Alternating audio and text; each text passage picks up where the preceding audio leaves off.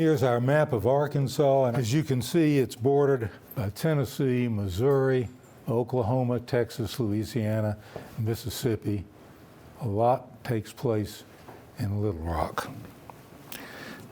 But before we get to the 1957 Little Rock saga, it's interesting to note that in the small town of Hoxie, which is about 60 miles, or about 100 miles from Memphis and 100 miles from Little Rock, population about 1,300, there were no black families whose children attended a segregated school. There were 27 of these children, and the local school board that could ill afford operating two school systems in 1955 decided to integrate. Integration went without a hitch until a group of white racists met at the local city hall and demanded a return to segregation. The school board refused to yield and instead sought injunctive relief in the federal district court,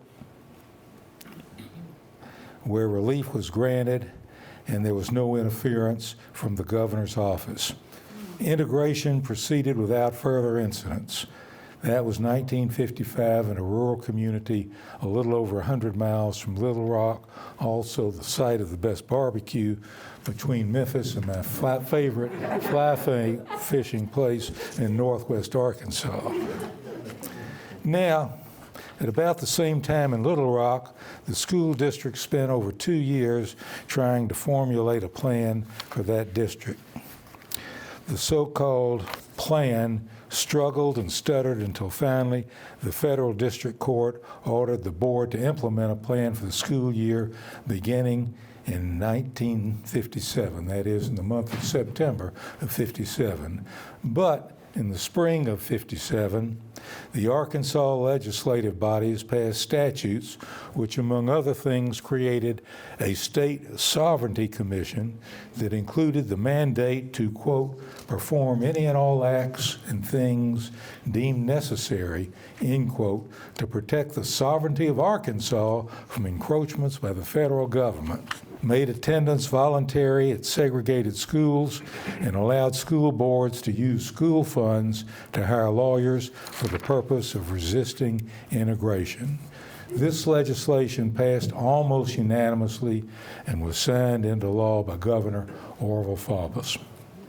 The district, that is the Little Rock School District, had passed a plan calling for the beginning of integration at Little Rock Central on September 4th of 1957.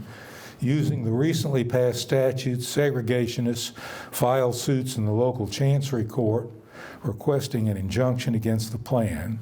Their star witness was none other than Governor Faubus, who testified that he personally knew that revolvers had been taken from both white and black students, and integration would cause irreparable harm if allowed to continue. The injunction was granted. The NAACP, then represented by Wiley Brandon, a local attorney, and Thurgood Marshall, immediately sought relief from the federal district court in Little Rock, Ronald N. Davies presiding, which was granted. Now, it's interesting to note that Judge Davies was a federal district court judge in North Dakota, but there was a vacancy in the federal district court in Arkansas. There was only one federal district court in Arkansas, and for some reason, he was detailed by a superior body, whether it was the Supreme Court or a Court of Appeals, to Little Rock to sit until they could find someone to fill the seat in Little Rock. And he even made the cover of Newsweek magazine in the implementation of the Little Rock desegregation case. Now, 9 pupils were selected by the NAACP to enter Little Rock Central. They were Gloria Ray, Terrence Roberts, Melba Patillo, Jefferson Thomas, Carlotta Walls, Thelma Mothershead, Minnie Jean Brown, Elizabeth Eckford, and Ernest Green. A lot went into the selection of these 9 because they had to be vetted, their parents had to be vetted. They were carefully selected by the NAACP with the knowledge of both the students and the parents that they would be real pioneers and would be subjected to what only can be described as, quote, the unknown, end quote. The night before these children, and I say children with purpose, were to enter the school, Governor Faubus ordered the National Guard to surround the school and on television delivered his infamous, quote, blood will run in the streets speech if Negro pupils should attempt to enter Central High School. A then current news account stated, in September of '57, Arkansas Democratic Governor Orval Faubus became the national symbol of racial segregation when he used the National Guard to block the enrollment of 9 black students who had been ordered by a federal judge to desegregate Little Rock Central High School. His action created a national crisis, with President Dwight D. Eisenhower finally ordering federal troops to Little Rock to ensure the judge's order was obeyed to protect the black students and maintain order for the remainder of the school year. The NAACP immediately sought relief in the federal district court, and the judge accepted on its face Faubus' statement that the Guard was there to protect against possible mob violence. On September 3rd, plans changed, and it was arranged that on the next day, September 4, ministers would accompany students to the school. This news was conveyed to all of the parents and students, but for Elizabeth Eckford, who had no phone. And pictures can overrule 1,000 words, and we're going to do a little squib at this point on the Elizabeth Eckford matter, which just overwhelms me every time I look at it and every time I think about it.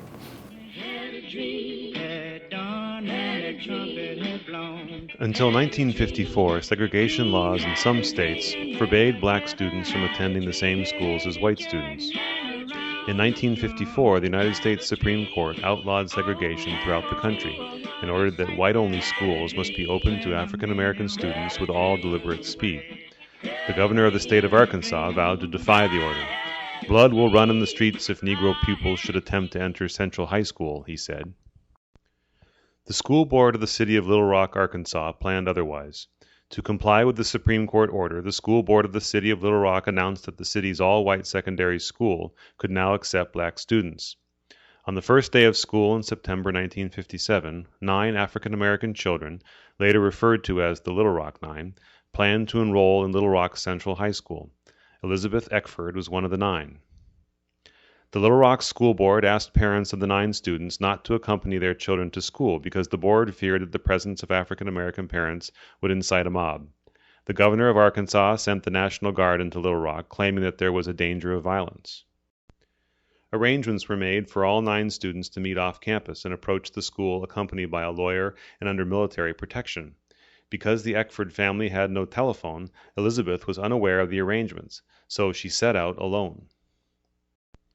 When she got off the bus near Central High School, Elizabeth saw a crowd of angry white people and hundreds of armed soldiers whom the governor had sent to prevent the 9 students from entering the school. Elizabeth thought she might be safe if she walked behind the Arkansas soldiers to the school entrance. Believing the guards were present to protect her, she tried to pass through the line several times before being forced back into the white crowd. The crowd began to follow me, calling me names. All of a sudden, my knees began to shake, and I wondered whether I could make it. It was the longest block I ever walked in my whole life. Even so, I was not too scared, because I thought the guards would protect me.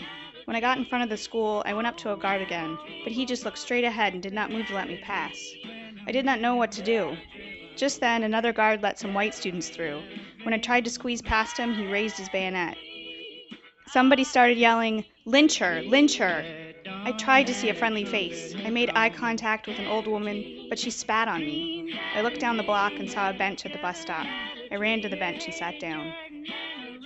Some of the crowd followed Elizabeth to the bench, shouting, "Drag her over to the tree," a way of saying they would lynch her. As Elizabeth sat on the bench for what seemed like an eternity, a white woman named Grace Lorch made her way through the crowd and spoke to Elizabeth. Elizabeth slowly lifted her eyes and looked up at the stranger. Then she got up. Walking close beside her, the woman guided her to a nearby bus stop. Elizabeth got on the bus and escaped from the mob.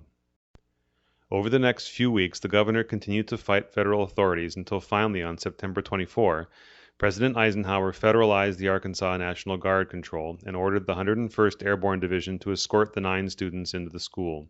For the remainder of the school year, the Guard accompanied the students from class to class. The Little Rock Nine eventually succeeded in integrating Central High School. Elizabeth later received a degree in history from the Central State College in Wilberforce, Ohio.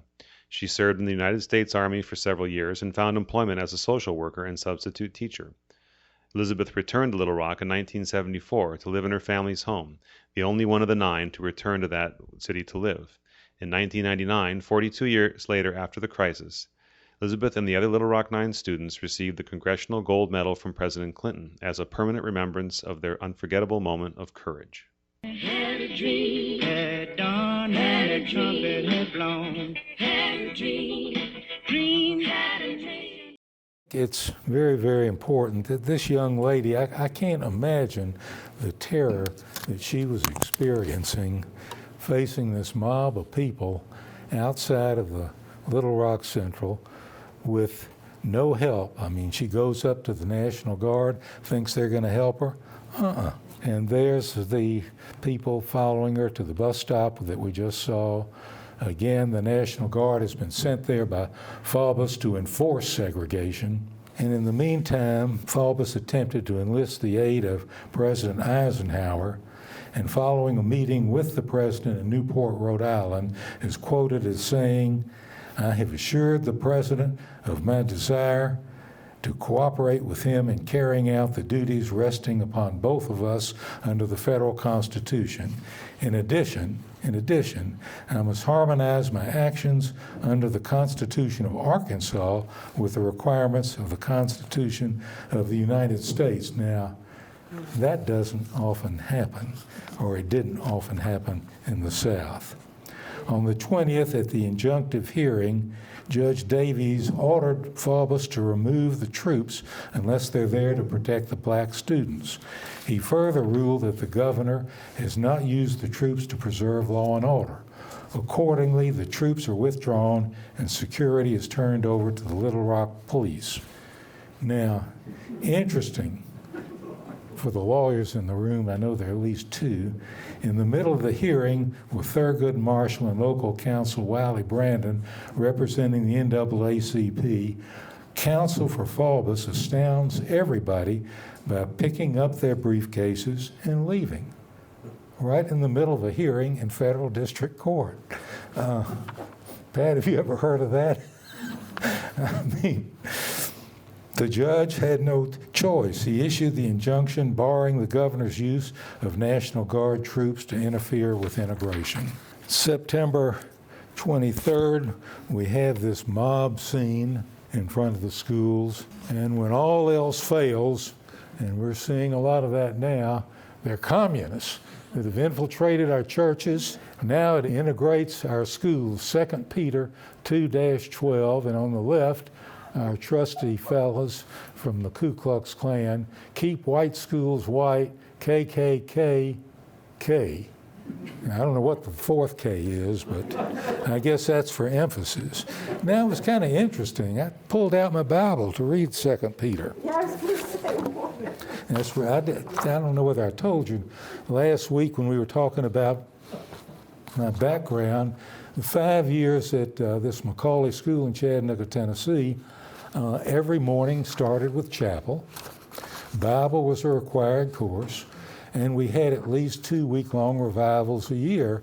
So I had a good bit of exposure to Bible, which frankly I cherish. It stood me in good stead lo these many years. But 2 Peter says, and I'm quoting, "But there are false prophets also among the people, even as there shall be false teachers among you, who privily shall bring in damnable heresies, even denying the Lord that bought them, and bring them upon themselves swift destruction.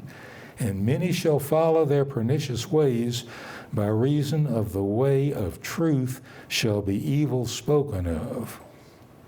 Truth shall be evil spoken of. Does that echo today? At that point, there was a mob estimated at about 1,000 outside the school. and as soon as the 9 entered, a number of white students jumped out the school windows rather than having contact with black students. The police, fearing they're being overwhelmed, escorted the 9 outside the school. In the middle of the mob protest, black journalists were attacked. Now, it's interesting to note that not only in the South, but throughout the country, 1955, how much reporting was done in the named newspapers, the New York Times, the Chicago Tribune, about black people? Not a lot. And there was a family in Chicago, the last name was Singstack, and they had the Chicago Defender. They also had a paper in Memphis called the Tri-State Defender. And these were the black journalists, or these were the newspapers that were circulated in the black communities. I don't know how it was in California, but at least throughout the eastern part of the United States, they gave black people some semblance of what news was that affected them. There was very little integration as far as the reporting in national publications. It's hard to believe today, and it wasn't that long ago. Looking around the room, we were all there. We were all there. In the middle of the mob protest, black journalists were attacked, and this is Alex Wilson from the Tri-State Defender in Memphis being attacked by a white racist. While one of the men was on Alex's back and attempting to smash a rock into his skull, a cry went out, and this is from our references, quote, "The niggers are in the school, the niggers are in the school," end quote. The mob left Alex and rushed the police barricades. And this is Alex's escape. Gene Smith, the assistant chief of police, realized the peril and quickly evacuated the children from the school. And I'm trying to get pictures of everybody, and honestly, I tried to get a picture of Gene Smith, and I only came up with one. And this is Gene Smith with one of his cousins. That's the only picture I could find of it. And I know in the middle of this serious stuff we need a little levity, but there he is with Elvis. Mayor Woodrow Mann inquired President Eisenhower for assistance, and the Justice Department responded by calling Harry Ashmore, editor of the Arkansas Gazette, to assess the situation. His response, quote, "I'll give it to you in one sentence. The police have been routed, the mob is in the streets, and we're close to a reign of terror." And this is people marching that Harry Ashmore talked about. Looks a lot like the people of January the 6th, frankly. On the 24th, President Eisenhower federalized all 10,000 men of the National Guard. Remember, they were under Faubus orders, and all of a sudden, when federalization occurs, they're under Eisenhower's orders. He also ordered the Secretary of Defense to send United States troops as deemed necessary to enforce the orders of the Federal District Court. And there's the New York Times headline, and immediately 1,000 men of the 101st Airborne Division, Fort Campbell, Kentucky, are detailed to Camp Robinson, an Army barracks just outside of Little Rock. On September 23rd, troops under the command of General Edwin A. Walker escorted the 9 to school. And Walker had the student body assemble in the school auditorium where he explained to them the duties and responsibilities of his troops. Quote, "You have nothing to fear from my soldiers, and no one will interfere with your coming, going, or your peaceful pursuit of your studies. However, I would be less than honest if I failed to tell you that I intend to use all means necessary to prevent any interference with the execution of your school board's plan." As I said, I relied to a great extent on Daisy Bates' book, The Long Shadow of Little Rock. Daisy Bates and her husband were co-editors of the Black paper in Little Rock. In reporting on the mob scene, and a quote from the book, The frenzy mob rushed the police barricades. One man was heard to say, "So they sneaked them in behind our back. That's all we need. Let's go get our shotguns." Hysterical women helped to break the barricades and then urged the men to go in and, quote, "get the niggers out," end quote. Some of the women screamed for their children to, quote, "come out. Don't stay in there with those niggers," end quote. About 50 students rushed out crying, "They're in, they're in." The entire Life magazine staff on the scene was beaten. Photographers Francis Miller and Gray Vallette were slugged in the mouth. Writer Paul Welch was beaten in the face and cut on the neck. All three men were arrested for inciting a riot. After their release, Mr. Miller said in bitter sarcasm that he was evidently arrested for striking a man's fist with his face. While the 9 did attend the school for the year, it was not an easy one. They were continually escorted by the 101st and the local police, and there's General Walker and the commander of the brigade for the 101st, Colonel Kuhn, and this continued for the entire year. While the students were not welcoming, there were numerous incidents, including the of course, accidental spilling of various liquids in the school cafeteria as well as classrooms, and all was not over. To counter integration, the Arkansas authorities closed the schools for the 1958-1959 year. This was known as the lost year. In that year, Governor Faubus closed all high schools in Little Rock, locking out 3,665 black and white students and locking in 200 teachers and administrators. In Little Rock, a referendum was held, and by a vote of 19,470 to 7,561, the voters supported segregation. With no access to public education, many children left Little Rock for other cities. Some even went out of state. Private schools opened and enrolled 44% of white students. This was not only peculiar to Little Rock, throughout the South. Churches opened schools and school systems that survive to this day. In Memphis, where I spent my professional career, there were two school systems, a public school system that's 90% black and a white school system that's 95% white. But here we have the lost year. These are your good voters supporting segregation with the American flag, stop race mixing. But there is an end. Finally, after a year, and you saw most of the, quote, people, end quote, in charge were male, an organization of women was formed in Little Rock. And since the men couldn't get anything done, the women took it into their own hands. They formed an organization to support the school board's plan of integration. They had another referendum, and due to their efforts, the schools opened.